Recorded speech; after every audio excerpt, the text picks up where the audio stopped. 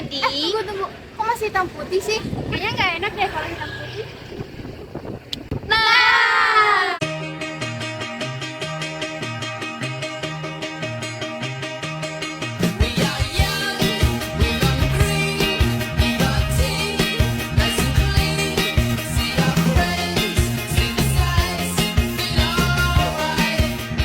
Bersama saya Nova Octavia Sahwa, saya Novita Sari, saya Faizatul, saya Safira, saya Winda Grace Sabira, saya Ayudi Tari.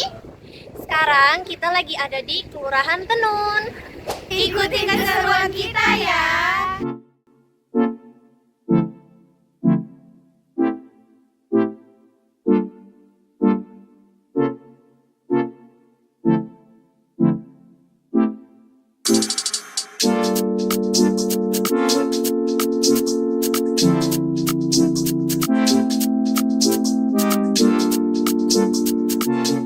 Itu dulunya karena ada nama Wapres kita namanya Bung Hatta datang berkunjung ke sini pada tahun 1950. Nah, saat itulah diberi nama Corak Balo Hatta.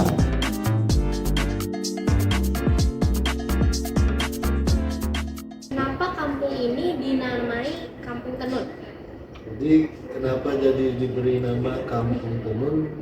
Karena banyaknya yang mata pencahariannya sebagai penenun. Sejak kapan Kampung Tenun ini didirikan? Kalau Kampung Tenun itu sudah lama. Tapi kalau untuk Kelurahan Tenun itu berdirinya sejak tahun 2015. Kan zaman ini sudah berkembang. Jadi bagaimana sih caranya mempertahankan kebudayaan yang ada di Kampung Tenun ini agar tetap eksis gitu? Untuk regenerasi penenun itu terjadi dengan secara sendirinya, dengan alami. Jadi penenun itu kan rata-rata ibu rumah tangga. Jadi saya contohkan umpamanya adik, apa namanya? Tari. Adik Tari ini umpamanya anak dari penenun. Biasanya kalau masih sekolah sampai dengan berkeluarga itu masih belum menenun. Nanti biasanya setelah berkeluarga tari akan menenun juga. Jadi memang turun temurun. Biasanya turun temurun, dia regenerasinya terjadi dengan sendirinya, turun temurun, dan itu regenerasinya setelah dia berkeluarga biasanya.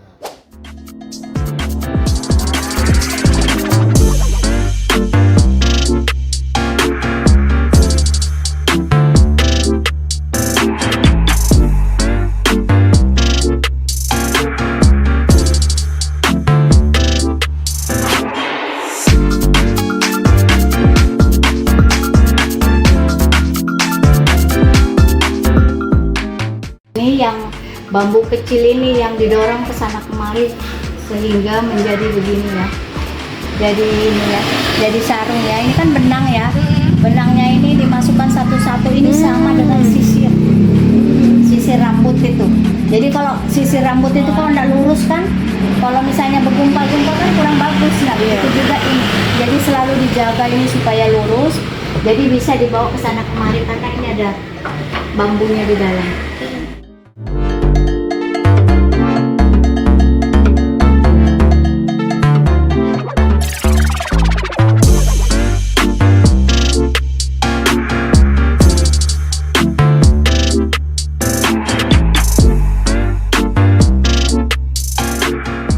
Sejak kapan mulai belajar menenun? Apakah keterampilan menenun ini diwariskan dari keluarga atau bagaimana? Keterampilan menenun ini diwariskan dari keluarga. Kami sudah berangkat keturunan penenun yang tadinya tempatnya di depan di rumah tua itu, karena sudah dijadikan cagar budaya, jadi kami pindah ke sini. Dari kapan mulai belajar dari Kalau belajarnya sih ya sekali mulai kecil kan saya sendiri besar dari hasil itu kan.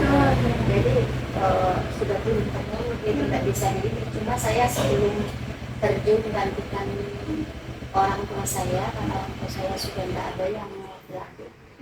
Saya mulai belajar. Saya belajar juga karena kita ini kalau kalau mau terjun di sarung tangan nggak mungkin kita nggak bisa nemuin kan, karena kita sendiri sering dibiayai pemerintah keliling pameran seluruh Indonesia. Biasanya berapa lama Ibu menyelesaikan satu lembar kain tenun ini? Kalau untuk ininya tergantung fokusnya sih, kadang-kadang kalau 3 hari selesai, tapi selesai 3 hari itu nggak bisa langsung dipakai.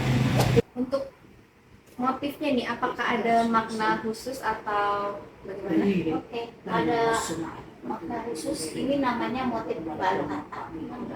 Balong hata ini sudah dipakai dibikin apa namanya baju pemkot yang tahun kemarin yang masih Bapak Sari Jamal. Sekarang kan beda-beda.